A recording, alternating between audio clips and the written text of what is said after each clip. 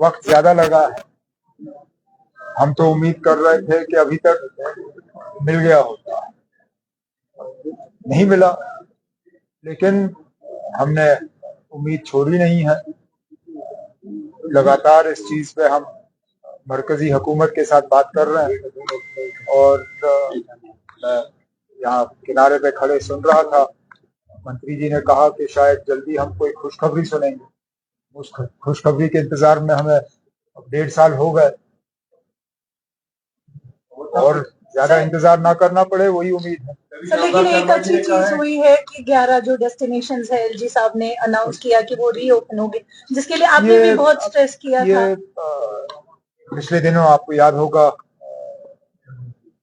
मरकजी home minister साहब आए थे जम्मू, उनके साथ मेरी बातचीत हुई। इससे पहले मैं दिल्ली में भी उनसे मिला था और टूरिज्म के हवाले से मेरी यही गुजारिश थी उनसे कि मेहरबानी करके जो इलाके बंद हैं उनको खोल दीजिए। बंद रखने का कोई मतलब बनता ही नहीं है। बुरे से बुरे हालात में भी हमने इन जगहों को बंद नहीं रखा। यूसमर्ग, दौलतपत्री ऐसे इलाके।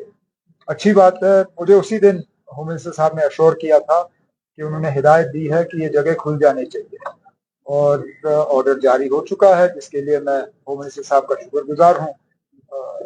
बहुत नुकसान उठाना पड़ा वहाँ लोग जो रहते हैं टूरिज्म बंद होने की वजह से। अब सीजन हमारा शुरू हो रहा है, उम्मीद करता हूँ कि लोग जाके अब उन जगहों की खूबसूरती का फायदा लेंगे।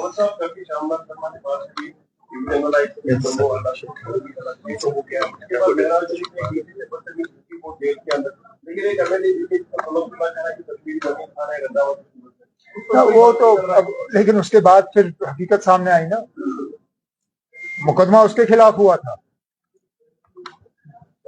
अगर मेरी जानकारी सही है 2021 में उसके खिलाफ केस हुआ था सरकारी जमीन पे कब्जा करने की। देखना, इनके कहने और करने में हमेशा फर्क रहता है, यही तो बीजेपी वालों की खासियत है। अब आप देखिए, जम्मू कश्मीर की बात करते हैं, एक आदमी को इन्होंने पार्लियामेंट नॉमिनेशन के जरिए भेजा और उसने 90% से ज्यादा अपना पैसा यूपी में खर्चा है। वो जम्मू कश्मीर का एमपी बैठता यहाँ पे है, सरकारी घर यहाँ से लिया हुआ है, नाम के वजह से जम्मू कश्मीर का खटाना साहब। लेकिन जब सीडीएफ खर्च करने की बात आती है तो उसका 90% से ज्यादा जो है वो यूपी में खर्च करते हैं।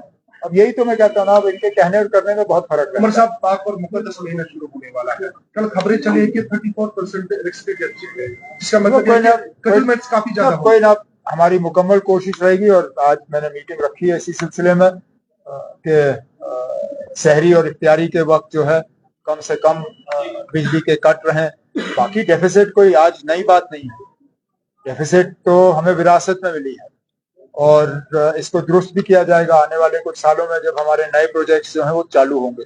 लेकिन इस पाक महीने में कम से कम लोगों को तकलीफ का सामना करना पड़े, उसके लिए तमाम इक़दाम उठाए जाएंगे।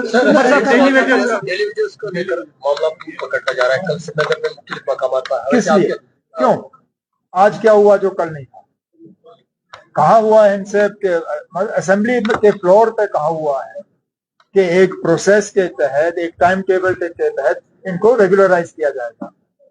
अब अगर इनको कोई उठा रहा है, कोई अपने सियासी फायदे के लिए इस्तेमाल कर रहा है, तो इनको ये गलती नहीं करनी चाहिए।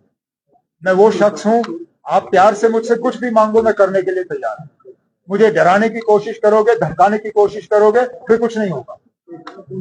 अगर इन लोगों ने कुछ कहना है, आके मुझसे बात करें। ये जो सड़कों पे एहतजाज करने का सिलसिला किसी के दबाव में आके कर रहे हैं, ये अच्छी बात नहीं है, उनके लिए भी अच्छी बात नहीं है और उनके मुस्तकबिल के लिए भी अच्छी बात नहीं है।